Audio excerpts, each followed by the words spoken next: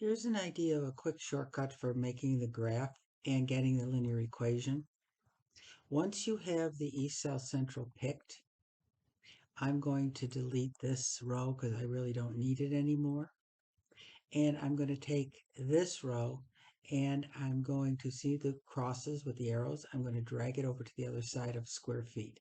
Once I have it there, I can just simply select the data along with the heading, and I'm going to click on Insert, and I'm going to click on the scatter plot.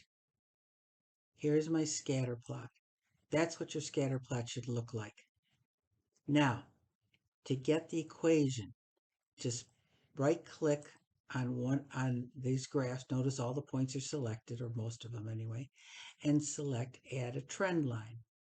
This screen will come up, and if you look down here, I can move me up here.